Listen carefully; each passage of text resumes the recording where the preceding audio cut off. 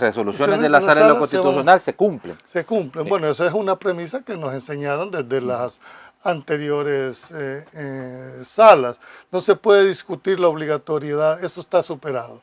La obligatoriedad o no de una decisión judicial no se discute, por una razón, si atenta contra el principio de seguridad jurídica. Si cada uno va a querer decir, yo no lo aplico porque yo creo que eso no debió haber sido así, pues eso rompe todo el esquema. Entonces, creo que... Porque doctor, al momento en el que ellos van a tomar una decisión es cuando ya tengan la solicitud de la persona en mención que diga, bueno, yo quiero que me inscriban como candidato. Allí tienen que tomar una decisión cada uno de ellos.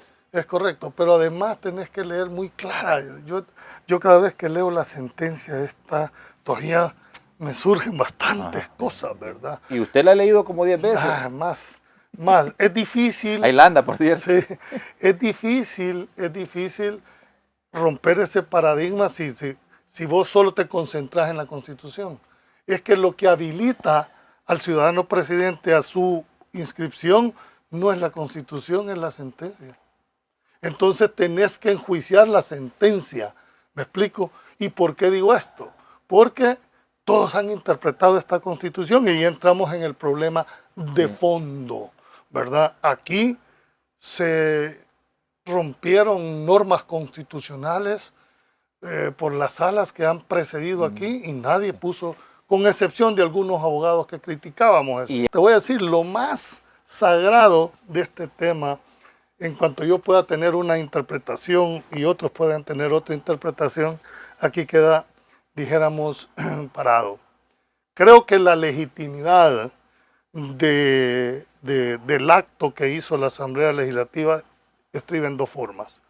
Uno, que mientras no se impugne de inconstitucional el decreto mediante el cual fueron electos estos magistrados, van a seguir surtiendo efecto, me guste a mí, los quiera o no los quiera. Y el segundo argumento, que para mí es el de fondo políticamente hablando, no jurídicamente hablando, es que ¿quién legitimó a esta sala en el ejercicio? Los mismos magistrados. Es decir, la Corte, y esto para que lo entiendan. Al llamarlos a conformar Corte Plena. Correcto. El máximo tribunal de este país no es la Sala de lo Constitucional. Es la Corte el máximo plena. de este país es la Corte en pleno.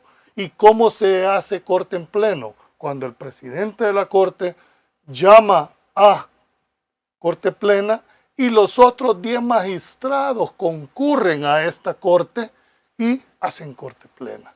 Es decir, si yo hubiera sido uno de los 10 magistrados y consideraba que esa sala es espuria, es inconstitucional, no llegan al llamado. No voy, yo sí.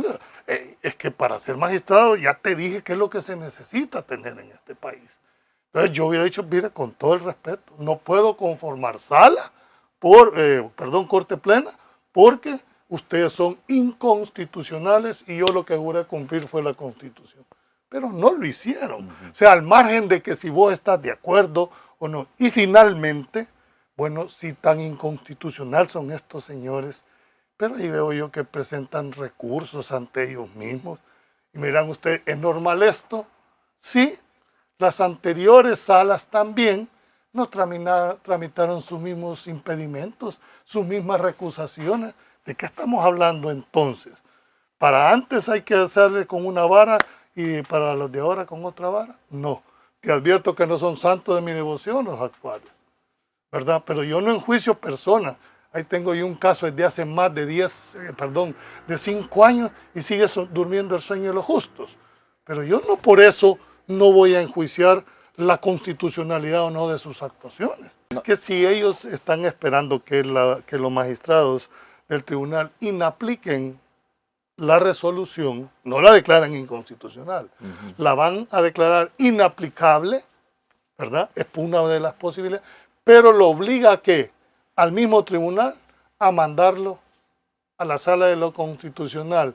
¿Y qué crees tú que van a decir los magistrados del tribunal? Para cambiar su criterio que ya externado. Así fíjese que ahora ya no, ahora sí vamos a hacer.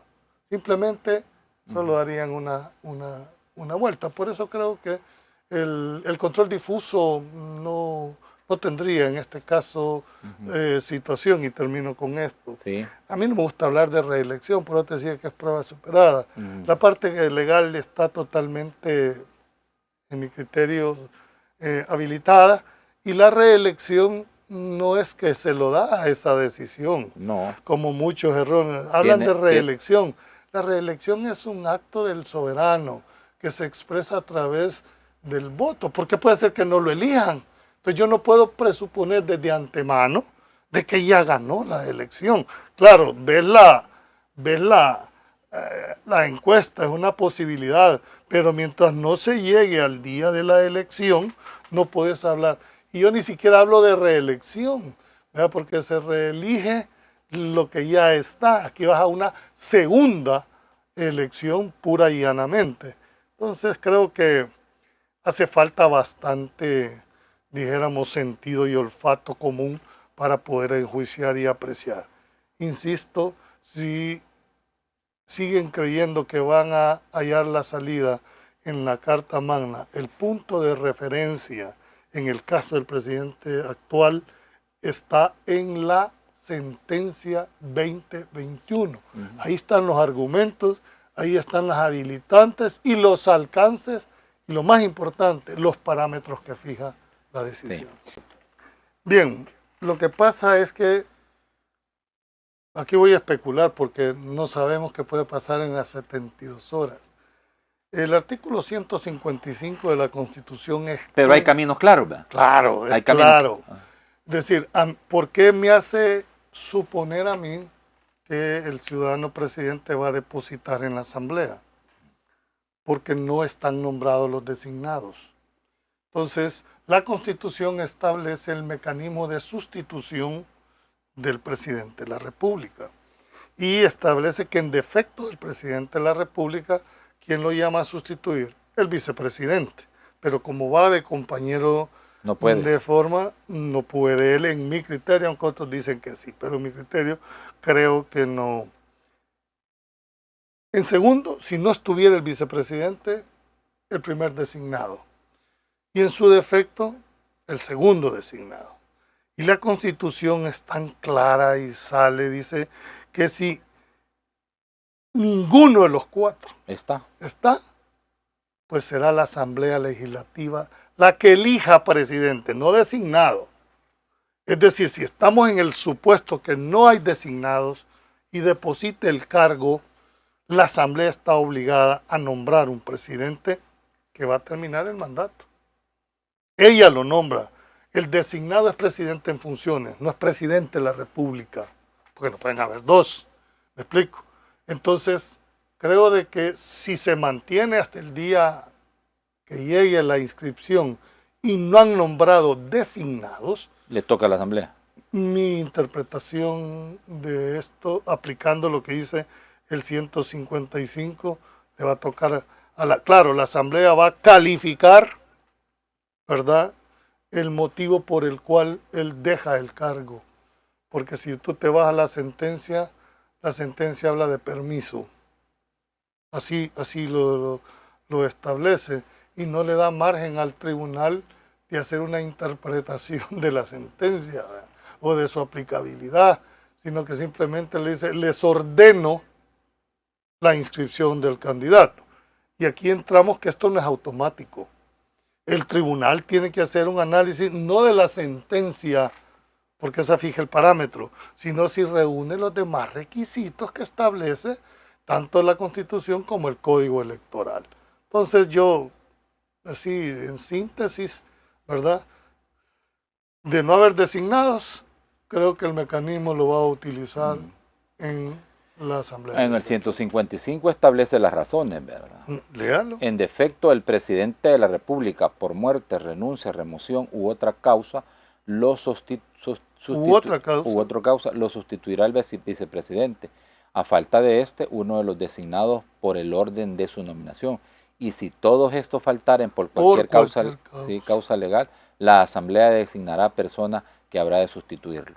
si la causa que inhabilite al presidente para el ejercicio del cargo durare más de 6 meses, la persona que lo sustituya conforme al inciso anterior terminará el periodo presidencial. Si la inhabilidad del presidente fuera temporal, el sustituto ejercerá el cargo únicamente mientras que... No, claro. No es el caso. Entonces, arriba. Ahora, ¿quién va a calificar esa causa? La Asamblea. La Asamblea Legislativa. ¿Y qué es lo que va a calificar? En mi criterio, pues, va a analizar la sentencia. Así de sencillo. Ejercicio no. La calidad la sigue manteniendo de conformidad con la sentencia, porque él va a solicitar permiso a la Asamblea. Bueno, es decir, estoy especulando, pues, porque no sé qué va a hacer, pero ¿qué es lo que va a solicitar el permiso a la Asamblea amparándose en la resolución judicial? La Asamblea va a calificar la causal y va, bueno, si hay designado, nombra al primer designado, ¿verdad? A la Asamblea y adquiere inmediatamente toda la fuerza, la potestad que establece el ser candidato. Sino qué chiste tiene que haya un designado a la presidencia y no pueden haber 2 presidentes de la República. Sí, entiendo esa parte. Pero el tema es, sí, que el 26 de octubre él se inscribe como fecha última. Pero la sentencia dice que se debe apartar del cargo 6 meses antes. Entonces, yo vuelvo, insisto, Desde ese momento él deja de ser presidente. Él sigue siendo presidente, pero no en funciones. Y a partir del 1 de diciembre lo habilita. Totalmente. O sea que para usted, sí o sí, antes del 26 deberían de estar nombrados designados. O el depósito que establece muy bien. La ley. O sea, no se es que si no, ya me imagino, le van a decir los otros candidatos, mire, es que no podemos pelear contra un presidente. Aunque las encuestas le den lo que le den formalmente. Van a argumentar que él se está valiendo del cargo para hacer política, exactamente. Pero, insisto, todas estas son valoraciones que los equipos de abogados deberán de estar haciendo el análisis desde ya para cerrar todos los posibles huecos. Aquí hemos especulado, Natán. No, claro. Porque no sabemos en realidad cuál va a ser la decisión, pero por lo menos esa es mi interpretación de la norma. Está jocote. Está duro. Está jocote porque imagínese usted que hay opositores advirtiendo de que él no puede ser candidato y presidente. Y usted dice, administrativamente, él continúa con sus derechos como ciudadano presidente. El fuero y todo lo demás, pero no puede ejercerla. Tiene que estar alguien ya ejerciendo las potestades administrativas. Es decir, por una sola razón. A ver. El fuero es inherente al cargo, no a la persona. Y la sentencia lo que orienta es a un permiso. El permiso no es renuncia, no es exoneración ni dejar el cargo. Es un permiso de no ejercicio de la presidencia. Así lo dice cuando uno lee la integralidad de la... Sí. Insisto, creo que el tema legal está superado. Aquí el pleito pasó ya, dijéramos, a la cancha del Tribunal Supremo Electoral. Veo difícil, por no decirte imposible, un control difuso, que es la inaplicabilidad de la resolución. Por la palabrita esa, ordénase. Y además hay que decirlo con toda propiedad, ¿verdad? Hay por ahí una disposición de que el que no los inscriba van a estar presos. Sí, siempre y cuando sea injustificado o sin causa legal. Es decir, sí permite, porque hay discreción, hay, dijéramos, interpretación, no son meros aplicadores automáticos, pero deben de entender de que tienen que fundamentar. Yo me atrevería a decirte, y mira, y lo digo en tu programa, creo que van a haber votos concurrentes en el Tribunal Supremo Electoral. ¿Qué significa esto? Que van a participar de la decisión, pero van a fundamentar, ¿verdad?, en qué sentido, dijéramos, ítem por ítem. Eso me hace presumir a mí. Claro, para que quede sentado de que hubo una argumentación total de esta. No es que automáticamente van a decir, inscríbase, no. De darse el hecho de la inscripción, porque no sabes, pero partamos, solo hay 2 formas. O lo inscriben o no lo inscriben. Si no lo inscriben, tendrán que fundamentar la causa, el motivo o la razón del por qué no lo inscriben con las consecuencias que ellos deben de prever.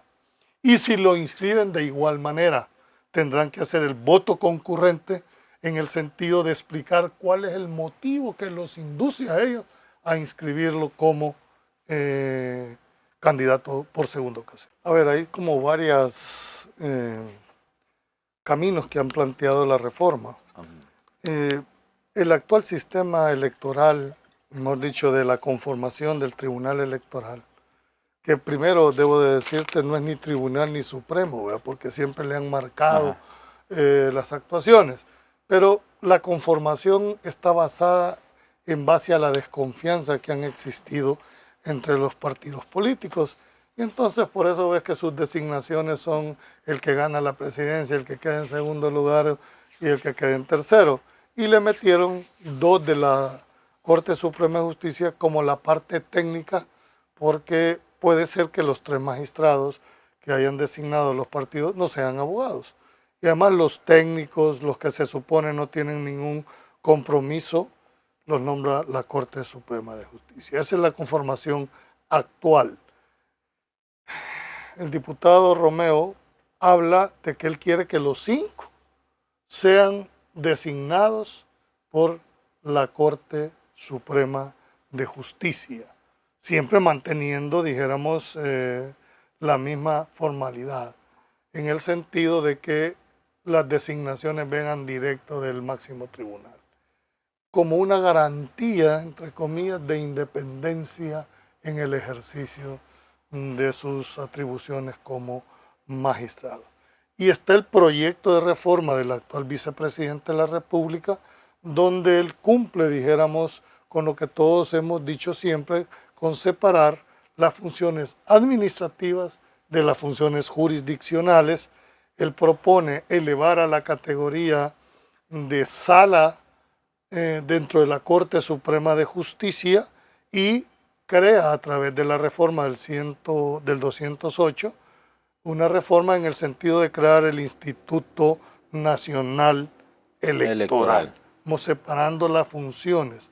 Pero si la finalidad es darle, dijéramos, transparencia, darle independencia, creo de que la forma de cómo lo está viendo Romeo, si bien es cierto, no garanticen un 100%, pero siendo, dijéramos, designados por un máximo tribunal de 15 personas, en el cual se supone que pasan filtros, creo que podría revestir, dijéramos, de mayor independencia y no estar sujetos a que el que propone o la terna que proponga un partido, por supuesto que va a proponer personas o afines ideológicamente o afines políticamente, porque no va a proponer a una persona que vaya en contra de sus principios. Así que no veo. Creo que esas son las dos dualidades que están en este momento para ver las cosas, si se va por un sentido o se va por el otro. Y agrego algo, hay que meterle a un ingrediente. Cualquier reforma constitucional tiene que ser anunciada con la debida anticipación.